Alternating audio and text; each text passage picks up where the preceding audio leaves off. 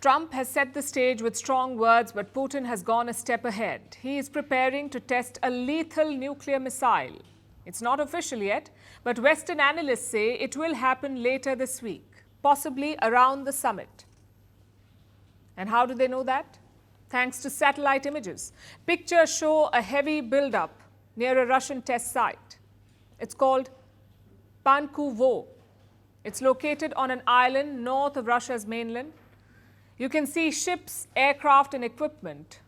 All of it suggests a looming test of a lethal cruise missile called the Burevestnik. It's nuclear-armed and nuclear-powered. NATO calls it Skyfall.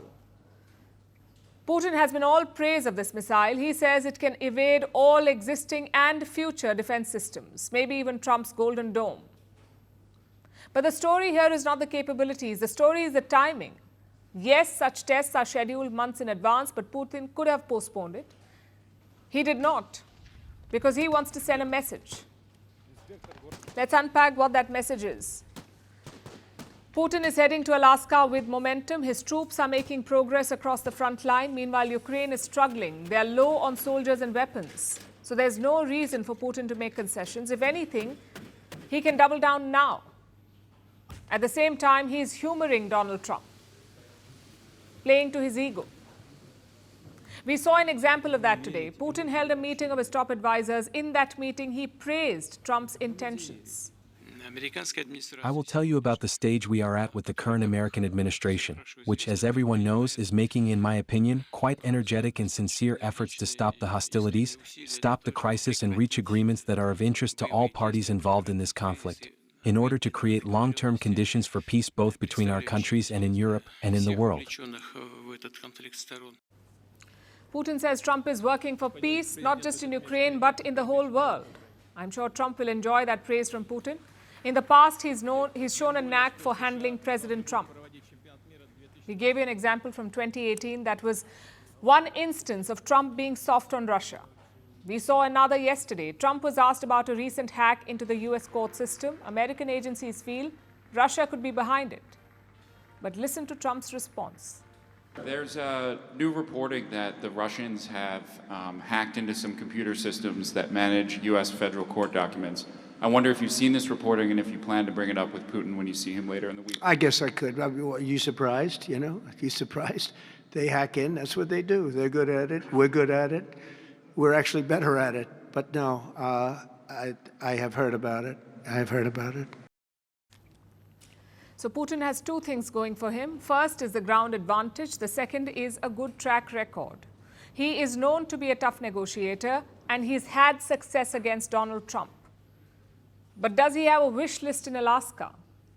I'm sure he does. Best case scenario, Trump agrees with him. He signs away eastern Ukraine to Russia. He cuts off military aid and he freezes the conflict. That would give Russia time to regroup.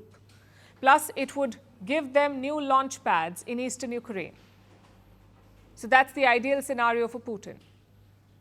But let's face it, even Trump is not that naive. He will push Putin to make some concessions, maybe a ceasefire in the air, meaning no aerial attacks or bombing, or maybe a prisoner swap, or maybe a deal to release detained civilians.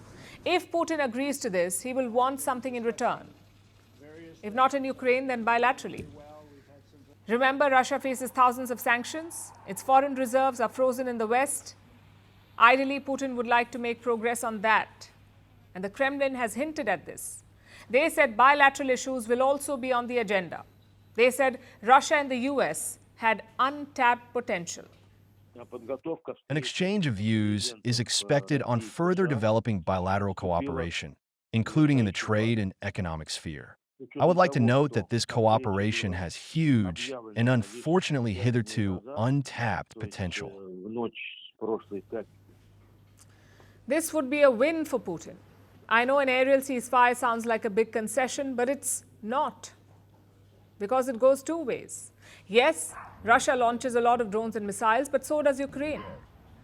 2 attacks were reported today. Kiev fired drones into Belgorod and Rostov-on-Don. Take a look. Глянь, хуярит в дом, блядь. Сука.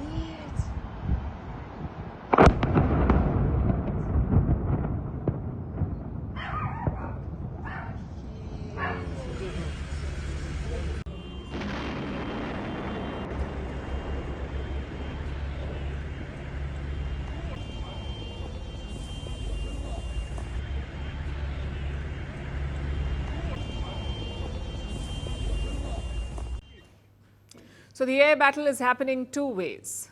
If that stops, Russia can focus all its energy on the ground, and frankly, that is what matters. Putin's objective is to gain as much territory as possible. So here's the bottom line.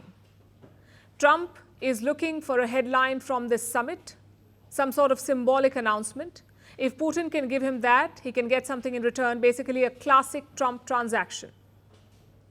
Russia says both leaders will do a joint press conference after the meeting, so breakthrough or not, you're guaranteed fireworks.